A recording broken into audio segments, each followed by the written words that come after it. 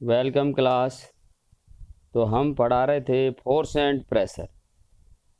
तो आज next topic के रूप में पढ़ाने जा रहे हैं वायु दाब। वायु दाब या वायुमंडलीय दाब से आप क्या समझते हैं? तो वायु दाब के बारे में बताएं। वायु दाब, जैसे कि इसमें नाम में पता चल रहा है कि वायु द्वारा डाला गया दाब, और ये वायुमंडल, ये दाब। अब वायुमंडल क्या है? हमारे चारों ओर वायु का जो आवरण है, घेरा है, उसे वायुमंडल कहते हैं। तो वायुमंडल में क्या है? वायु। तो उसके द्वारा भी दो डाला गया दाब वायुमंडलीय दाब कहलाएगा। तो ये वायु दाब या वायुमंडलीय दाब एक ही हुआ। तो हम कह सकते हैं वायु द्वारा वस्तुओं की सतह पर, यानी जो वायु है किसी सरफेस पर, सतह पर जो दाब डालती है उसे वायु दाब कहते हैं।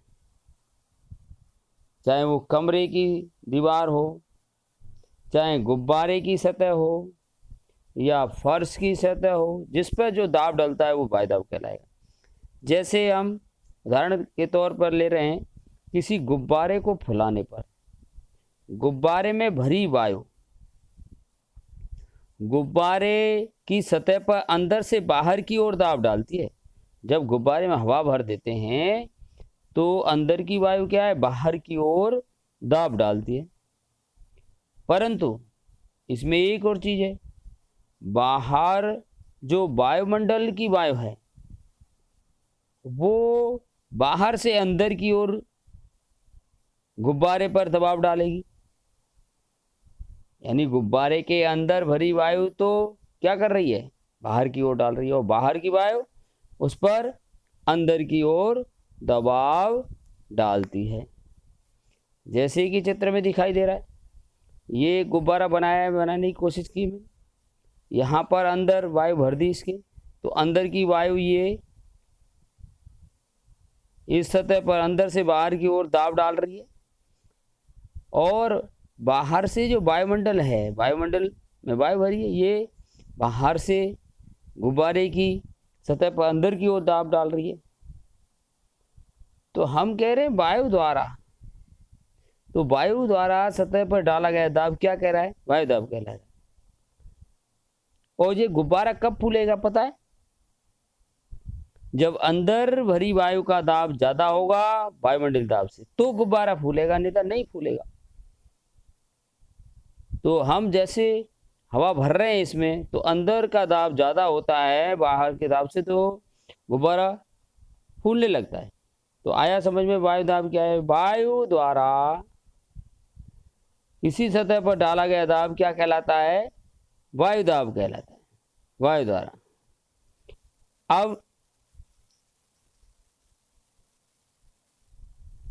आगे देखते हैं इकाई क्षेत्रफल। इकाई क्षेत्रफल जानते हो? एक वर्ग मीटर, एक वर्ग सेंटीमीटर। इकाई क्षेत्रफल पर वायु स्तंभ द्वारा, ये कोई वायु का स्तंभ ले लिया हमने, ये कोई बेलन ले लिया, वायु स्तंभ पर लगने वाला गुरुत्व बल, ऊपर से जो वायु है भरी हुई है इसमें, तो यहाँ जो सरफेस पर ये रख दिया बेलन, उस पर ऊपर से बल लगेगा, गुरुत्व बल, वही वायुमंडलीय दाब होता है। लेकिन कितना होना चाहिए इसका क्षेत्रफल? इकाई क्षेत्रफल पर। क्या कह रहे हैं हम? इकाई क्षेत्रफल पर वायु स्तंभ द्वारा, यानी वायु का एक स्तंभ मीन्स खंबा सा ऊपर तक ले लिया, वायुमंडल तक बहुत ऊंचा, और इकाई क्षेत्रफल है इसका नीचे का ये। तो जो ये ऊपर से जो दाब डलेगा, यानी जो इस पर वायु का गुरुत्व बल लग रहा है, वही क्या होगा? वायुमंडलीय दाब के बराबर होता है। तो आप जानते हो 15 इंटू 15 सेंटीमीटर, ये ऐसे कोई फर्श पर वर्ग ले लिया 15 बाई 15 का, 15 सेंटीमीटर इधर, 15 सेंटीमीटर इधर, दोनों तरफ से 15-15 लेंगे तो क्या होगा? 15 सेंटीमीटर क्षेत्रफल द्वारा वायुमंडल की ऊंचाई के बराबर इतना 15-15 दे लिया और ऊपर तक ले लिया वायुमंडल।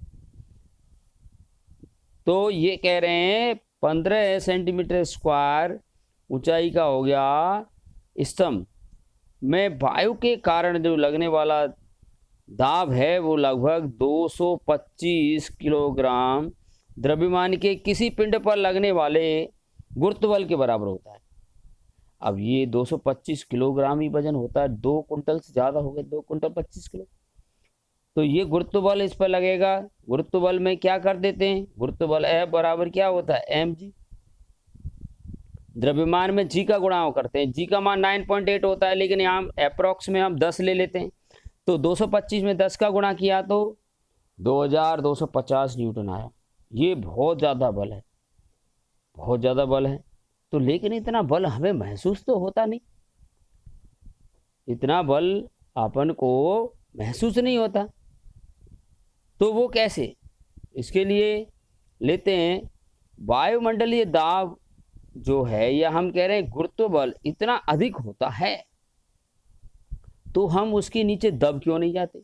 मान लो तुम्हारे ऊपर 225 किलो 2 कुंटल वजन रख दिया जाए, तो आप दब जाओगे, पिचक जाओगे ऊपर से। अरे 2 कुंटल बहुत वजन होता है। तो ऐसा क्यों नहीं होता, पर इतना हमारे ऊपर वायुमंडलीय दाब पड़ रहा है, फिर भी हम क्यों नहीं पिचक रहे, क्यों नहीं दब रहे। तो इसका कारण है हमारे शरीर के अंदर का दाब भी वायुमंडलीय दाब के बराबर होता है। हमारे अंदर, शरीर के अंदर भी क्या है, दाब है। तो हमारे शरीर के अंदर का जो दाब है, अंदर का दाब है, बाहर वायुमंडलीय दाब के बराबर है। तो दोनों दाब एक दूसरे से क्या कर देते हैं, संतुलित कर देते हैं, जिससे अंदर का दाब बाहर के दाब को क्या कर देता है, संतुलित कर देता है। इस कारण हमारे को महसूस ही नहीं होता कि हम पर कोई बल लग रहा है, कोई दाब लग रहा है।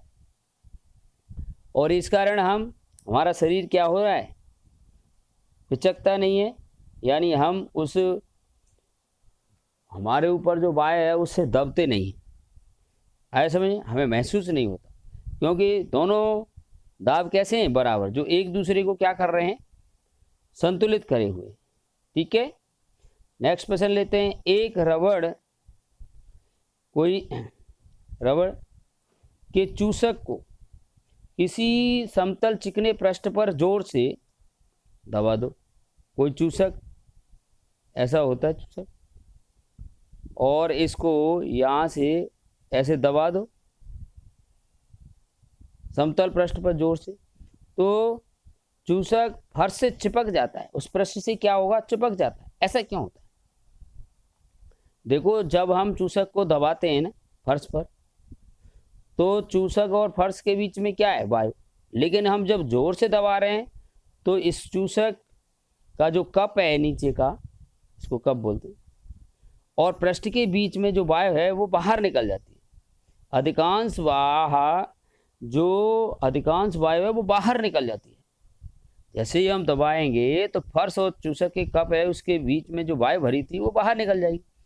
परंतु भाई इस पर ऊपर से वायुमंडलीय दाब तो लगेगा ही लगेगा, ऊपर से वायुमंडलीय दाब फिर भी बना रहता है, जिसके कारण ये चूसक क्या है, फर्श से चिपका रहता है और चिपका रहेगा। भाई नीचे जो पहले क्या था, चूसक सामान्य रूप से फर्श पर डाल दो तो चूसक के अंदर वायु रहेगी और बाहर से वायुमंडलीय दाब है, तो चिपक रहा नहीं वो, क्योंकि दोनों तरफ का वायुमंडलीय दाब लग रहा है, अभी बता रहे।